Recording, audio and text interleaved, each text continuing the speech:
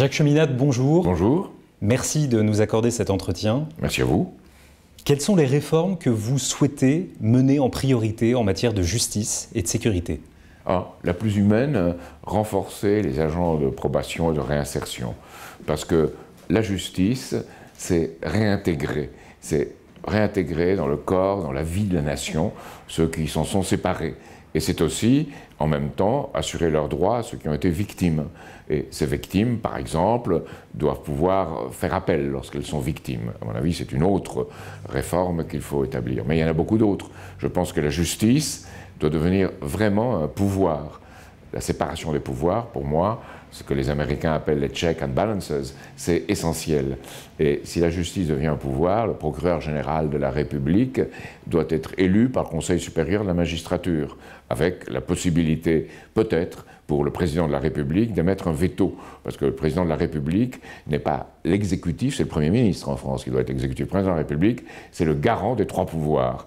Et il doit être cela. Or, un président de la République qui fait des SMS, 140 SMS par jour, ne peut pas être ça.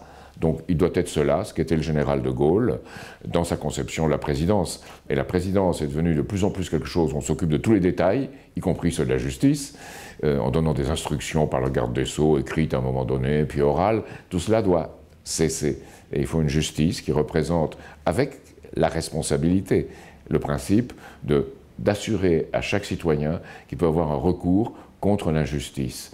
Alors aujourd'hui, on bafoue tout dans les élections présidentielles, par exemple en France. On dit qu'entre la semaine -5 et la semaine -2, avant l'élection présidentielle, on a substitué à l'égalité l'équité.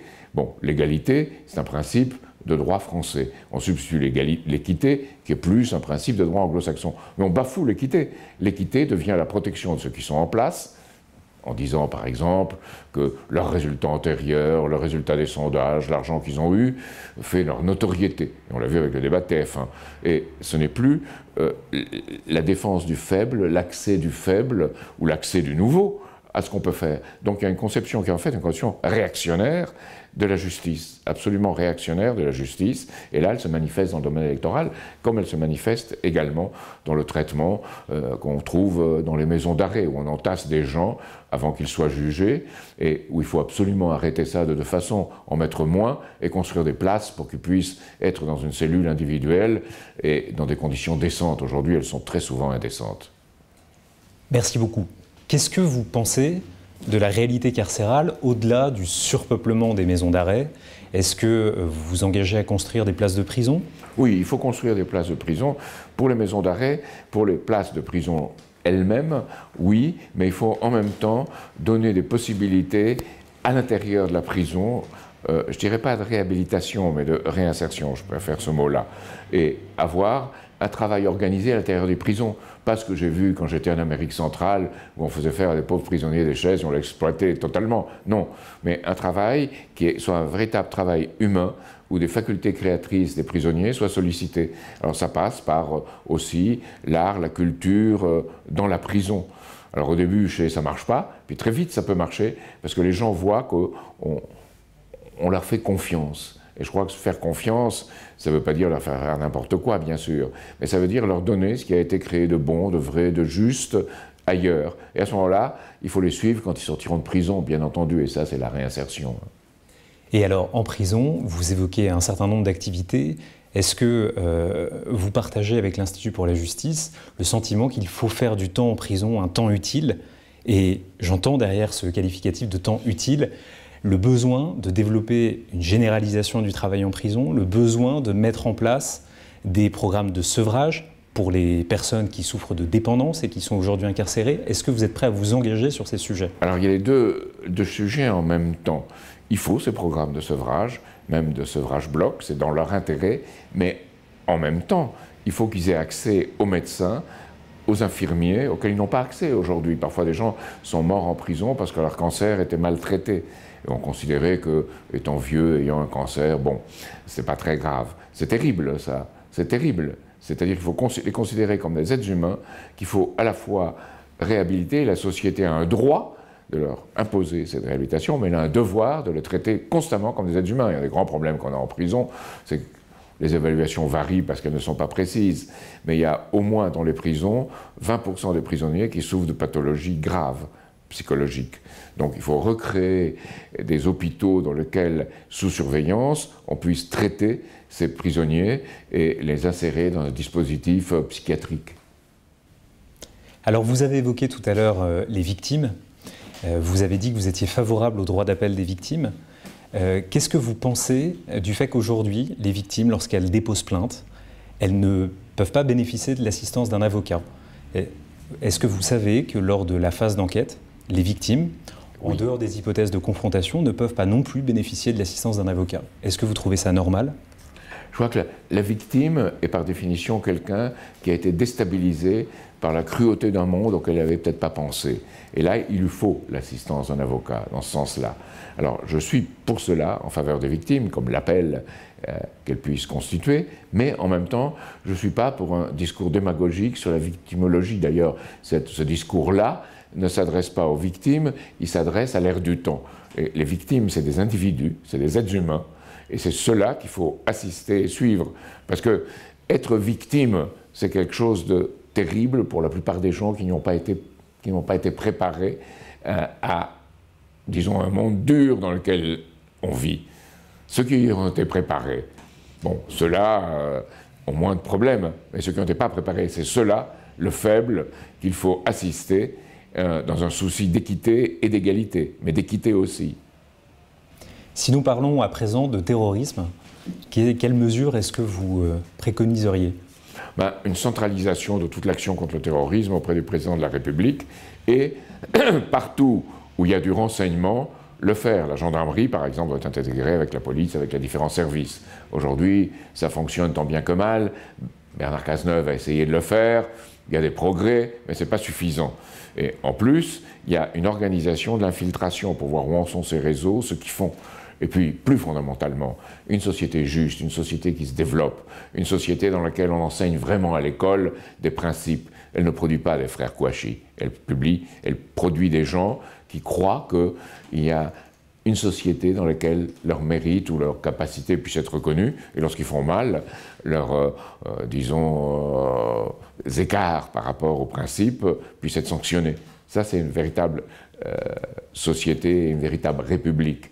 Une république qui ne respecte pas le plus faible d'entre nous n'est plus une république. Alors, vous parlez des frères Kouachi. Souvent, on voit que l'itinéraire des délinquants commence assez tôt. Quel est le regard que vous portez sur le fonctionnement actuel de la justice des mineurs?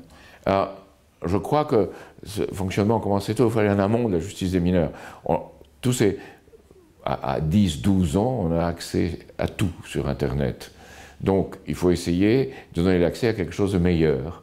Et je pense que là, il faut créer un état d'esprit dans lequel, en particulier pour les jeunes, moi je pense avec France 5, probablement on peut y penser avec autre chose, on ait des contenus positifs, qu'on ait tout ce qui se passe de positif en France et qui puisse soutenir ceux qui s'occupent des jeunes. Alors ce qui est positif, ça veut dire ce qu'on crée au CEA, ce qu'on crée au CNRS, ce que créent les ingénieurs, ce que créent les artistes, que tout ça devienne des contenus de création qu'on mette sur le web et qui donnent une incitation à, disons, à sortir de ce café du commerce que devient souvent le web, où alors vraiment où les choses sont parfois rabaissées. Alors la justice des mineurs, moi je suis partisan pour qu'il y ait une majorité à la fois pénale et électorale, donc un droit et un devoir à 16 ans, et que le RSA soit disponible à 16 ou 18 ans très vite et automatiquement. Ça donne une responsabilité très grande aux jeunes. Maintenant, pour la justice des mineurs, il faut que cette justice soit une justice qui est souvent bien faite individuellement, dans laquelle il y a un dialogue entre le mineur, mais surtout ses parents. Et là, il faut intégrer les parents, comme moi je pense qu'à l'école, il faut une école des parents, où les parents sont intégrés, qui soient également intégrés dans la justice pour les mineurs. Et souvent, on n'a pas assez de juges, comme on n'a pas assez de juges d'instruction. Ce qui induit une certaine lenteur de la justice des mineurs. Eh oui, il y a une lenteur. Qui est une des difficultés. Elle doit être considérée. Oui, elle doit être accélérée. Et considérée en même temps. Elle doit être accélérée si on peut, mais elle fait partie d'un rapport entre le juge, la famille et l'enfant. Vous avez évoqué tout à l'heure la question de la drogue en détention. Quel est le regard plus général que vous portez sur la politique de drogue qui doit être menée dans notre pays ? Moi, je suis pour une vraie guerre à la drogue, on n'a jamais mené. Antonio Maria Costa, qui a dirigé le service de répression des trafics à l'ONU, vous le dira, on a attrapé 1% du trafic. C'est rien. On n'a jamais voulu aller dans les mécanismes de blanchissement financier. Alors, on a créé un pôle financier en France, c'est très bien, on doit donner beaucoup plus de moyens pour aller là où ça se passe, à la source, en amont. Alors, évidemment, vous avez tout à l'heure, on parle légalisation du cannabis ou pas légalisation. Je crois que c'est absolument un faux débat. En France, on a un système des plus punitifs qui soit, où il y a le plus de consommation de cannabis, donc par les jeunes. Donc il faut assurer qu'il y ait une vision du monde où on aime faire des choses qu'on ne fera jamais sous l'emprise d'une drogue, même comme le cannabis. Et le cannabis est une drogue dont le principe est 5 à 12 fois supérieure, qui est à l'intérieur, que ce qu'elle était en 1960, en 1970. Donc c'est devenu tout à fait autre chose. Donc il faut penser à cette politique de la drogue, à la fois une politique de répression à la source des trafics financiers. C'est comme pour Daesh, on n'a pas touché au trafic financier de Daesh non plus. Daesh c'est financé par la drogue aussi. Donc il faut toucher à la source et en même temps avoir une politique dans laquelle les jeunes qui seraient tentés d'aller vers les drogues comme évasion, comme un jeu vidéo aussi est une évasion, c'est une sorte de drogue, hein, il y a une addiction, des jeux vidéo ultra-violents, trouvent quelque chose de mieux dans notre société, qu'on ne donne pas très souvent. Ça, c'est le deuxième point. Et le troisième point, dans certains cas, il faut, notamment en prison, il faut qu'on propose, avec l'acceptation de la personne, un sevrage bloc pour que la personne s'en sorte. Alors évidemment, il faut aussi probablement développer une forme de croyance dans ce monde, dans ce qui est rationnel, et pas ce qui est fuite dans des réseaux ou dans des attitudes qui soient des attitudes, je dirais, à la fois de refus et d'illusion. Et ça, on le voit même dans l'univers de la politique. L'univers de la politique est en train de devenir une drogue. Vous savez, certains vous disent, à Cambridge ou ailleurs, qui constituent des éléments par lesquels on peut faire penser aux gens, pas penser, on peut produire chez les gens les émotions qu'on veut, et à partir de ces émotions, les faire penser comme on veut. Un véritable lavage de cerveau. Donc ça existe. Et c'est une drogue, c'est une addiction. L'addiction, ce n'est pas seulement les drogues qu'on peut trouver sur Internet. Il faudrait interdire un certain nombre de choses sur Internet. Alors comment faire? Et ça peut se faire à un niveau européen ou international. Et alors comment le faire? Alors que l'Europe, la définition en Europe du produit intérieur brut, il a été décidé d'y inclure les produits de la drogue et les produits des trafics. Je ne sais pas si vous le savez ça. Donc c'est scandaleux. On est en contradiction avec soi-même. Alors évidemment, pour ceux qui consomment de la drogue, on ne peut pas appliquer la loi telle qu'elle est. Donc je suis partisan d'une contravention, une contravention, disons, pas très sévère pour ceux qui sont pris pour la première fois. Après, il y a, quand on récidive plusieurs fois, à ce moment-là, on arrive toujours à un trafic sous-jacent. Donc vous êtes pour une riposte graduée? Voilà, exactement. Pour une riposte graduée et humaine. Oui. Mais pour une riposte pas du tout graduée vis-à-vis de ceux qui organisent le trafic. Ça, c'est là... C'est ce que disent, alors les uns et les autres se jettent la balle. Les gens qui sont par exemple dans les guérillas en Colombie disaient c'est parce qu'il y a un marché aux États-Unis qu'on a pu le faire ici et qu'on doit le faire ici pour se financer. Moi je crois que les uns et les autres forment un réseau de culpabilité qui est contraire au principe d'une république et de la démocratie. Et qu'il faut aller à la fois à la base en organisant un monde qui soit meilleur. Un monde dans lequel, comme aux États-Unis, on observe des progrès énormes de la drogue, et en particulier de l'héroïne, est un monde qui est en train de se détruire lui-même parce qu'il n'est pas offert à cette société des moyens de croire dans le futur.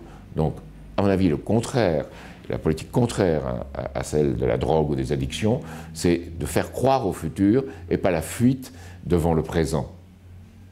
Et est-ce qu'il est raisonnable de persister dans une politique qui conduit aujourd'hui à ouvrir des salles de shoot avec les résultats qu'on est en train de découvrir, alors que tout cet argent pourrait être investi à côté pour monter de vraies structures, pour aider les toxicomanes à les sortir de la dépendance? Alors, il faut aider les toxicomanes à sortir de la dépendance, c'est pas le principal.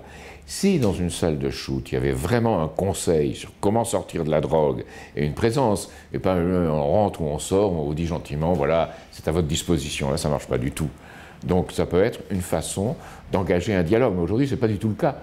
Moi j'ai vu ça à New York, où on donnait la fameuse méthadone à New York. Devant chez moi, il y avait la queue à l'époque. C'était en 1973, hein, c'est il y a très longtemps. Et on voyait que cette méthadone s'incorporait dans le sens du trafic. Ce n'était pas une façon d'échapper à la drogue, oui, c'était peut-être une façon d'échapper à la drogue, mais en plus, c'était utilisé pour recruter des travailleurs sociaux pour la ville de New York à très bas coût. Donc c'était encore une façon d'utiliser une drogue. Et vous savez, aujourd'hui on a découvert que récemment, on le savait, mais c'était sous-jacent, mais on a découvert que les armées nazies utilisaient la pervitine, qui est une méthamphétamine, et que quand ils l'utilisaient, ils ne dormaient pas pendant 2 jours, ils se croyaient tout puissants. Donc, vous voyez, les excès de certaines drogues vont là. Ce n'est pas seulement Simpson qui meurt dans l'ascension du Mont Ventoux, c'est toute une armée qui était sous drogue. Et une partie du nazisme s'explique parce que les gens étaient sous la drogue. La pervitine se vendait dans les pharmacies, dans l'Allemagne nazie. Donc, il faut bien voir ce qu'est vraiment la drogue. Jacques Cheminade, merci beaucoup. Merci beaucoup.